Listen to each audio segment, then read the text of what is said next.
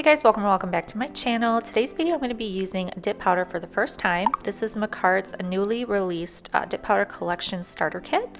You get a couple extra brushes, you get this little fluffy brush to remove any excess powder, you get a nail file, and then you get 6 different color dip powders. I'm going to show you quickly all of the different colors. This one here is called All Business, and this is like a gray nude color. Then we have Dark Roasted, which is like a dark brown. Then we have this Feeling Peachy, which is like a peachy nude color. Then we have Diamond Dust, which is a sparkly silver. Then we have Bikini, and this is like a mauvey nude color. The last color is Miss Mystery, and this is also a gray color. I got 2 different sparkly shimmery colors, and this one here is Diamond Dust, which is just a bigger version of the one that came in the kit. These would be the full-size jars. That's sparkly silver, which is really pretty. And then this one here, Sweet and Sparkling. This is more of a peachy mauve sparkling shimmer too. For today's set, I'm going to be using that sparkling, Sweet and Sparkling color, and then also the Feeling Peachy color. So first we got to prep our nails. I'm just taking my sanding band here and just roughing up the surface of my nails. I did have like a base coat on, so I'm just removing that so I can have better adhesion. My natural nails look so bad, you guys. I have that nasty habit of biting them anytime there's any link to them. So as soon as I can put a set of nails on, I am happy because then I don't need to look at them anymore. Taking some cuticle dissolver, just placing that at the cuticle area, and then I'll be pushing back my cuticles after about 15 seconds of letting that sit. So I've noticed that dip powder is becoming increasingly popular. A couple reasons is you don't need an LED lamp to cure any of it. It all cures or dries on its own. You don't have to deal with the sticky mess like you would with polygel, and then you don't need to deal with the monomer smell like you would with acrylic. It is essentially a hybrid between a gel and an acrylic powder. So they are durable like acrylics, but they are flexible like gel nails.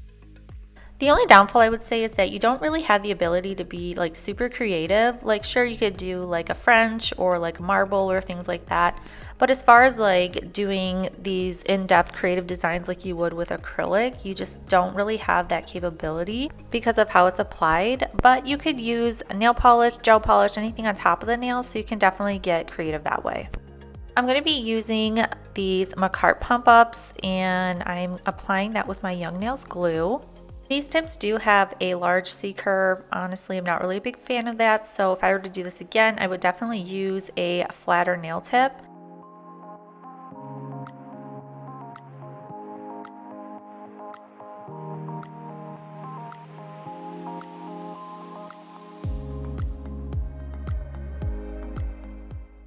This is how they look after everything's been applied. Obviously, looking at this little tiny cup, these nails are far too long to dip inside the cup there. I guess you could sprinkle it on, but you're supposed to be able to dip it at a 45-degree angle. So I'm just going to cut these down to a more suitable size for myself and for this jar. Taking the nail file now, I'm just going to get these into shape, straighten out the edges a bit, and then I'm going to be taking my e-file and blending in that tip with my natural nail so there's not like a hump there when I'm applying the dip powder. You do want to dehydrate your nails, removing any of the oils or excess dust, anything like that that could cause lifting. So I'm just going to apply that on all of my nails, and it dries really quickly. Now we're going to be getting into the nail design finally, and using the first step, which is the base. I've learned a lot from watching Casey Nails and Long Hair Pretty Nails, so I'm just putting a base of glue or strip of glue down the center of my nail, just past the nail tip to kind of create that structure since I'm using a nail tip and not a full cover tip. We want to have a nice apex area. After I place that in the cup, I just gently wipe away any excess dust, and now I'm applying my second layer. Once I have that, I'm then going to place that in the cup. Again, they say you're supposed to do it at a 45-degree angle.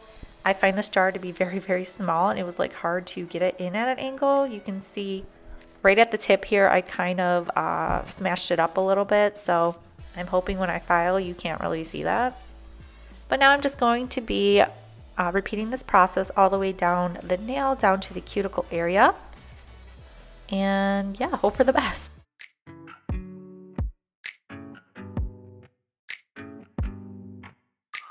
It's too late now to turn around and back again. I made my bed and now I lay my head in it.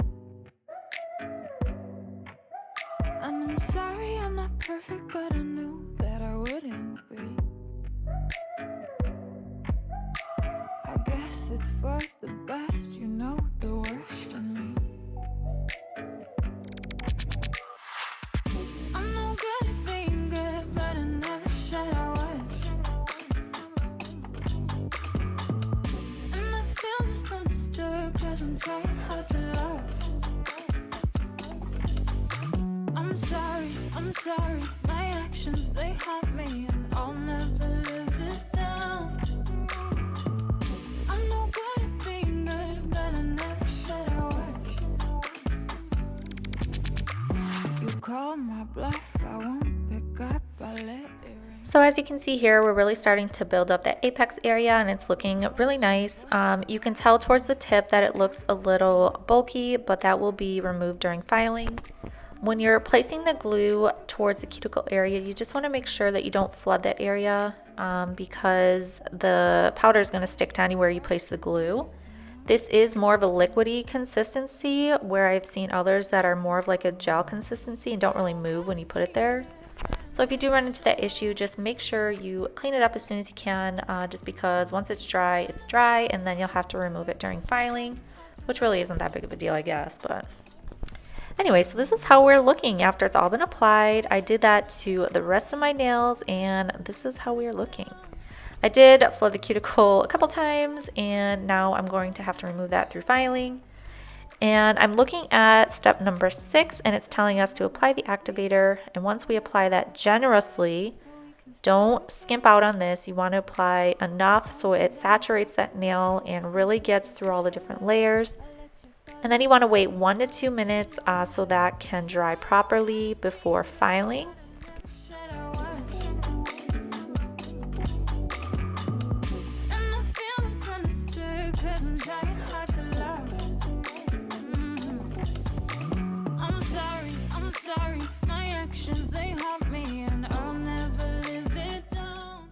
I filed off camera, and this is how we are looking after that has all been done. Honestly, I'm starting to think that they look pretty good.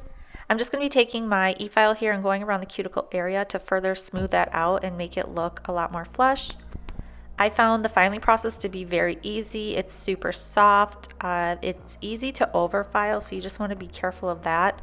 I just used a hand file to file everything. I feel like using a drill, you could probably overfile before you realize it.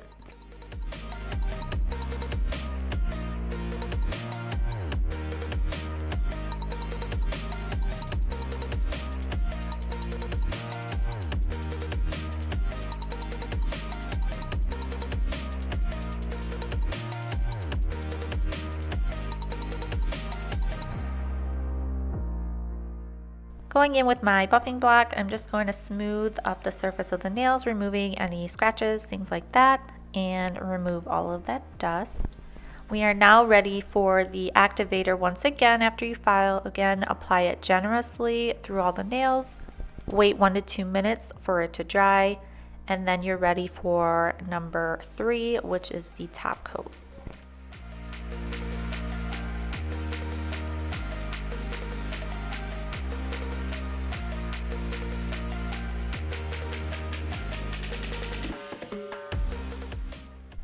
I'm taking a lint-free wipe with some alcohol and just taking that across the tops of my nails to remove any excess activator that might be on there. If you go to use step number 3 and you still have activator on your nail, it will harden up your brush, which is annoying and inconvenient. But they do give you a brush saver and also those 2 extra brushes at the beginning that I showed you to replace it if it does not, the brush saver doesn't work and you have to replace it, which is kind of nice. After you apply 2 coats of that, you're done, and that's that. You don't have to cure it in the lamp. Once the top coat's on there, it's good to go after about a minute. But I wanted to add some blingy blingy, so I am just using these rhinestones from Makartt, placing them on my ring finger how I like them, and curing it in the lamp for a full minute.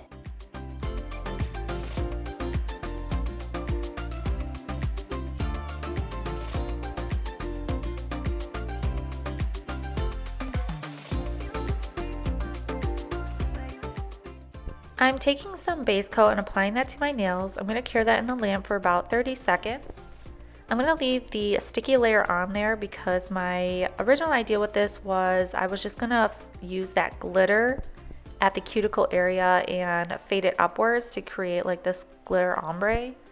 Once I started applying it though, it just kind of got everywhere, so I just said screw it, and I ended up placing it on the whole nail instead of just part of the nail. If I were to do this again, I would not do this last. I would just incorporate it with the actual application of the dip powder instead of doing it this way.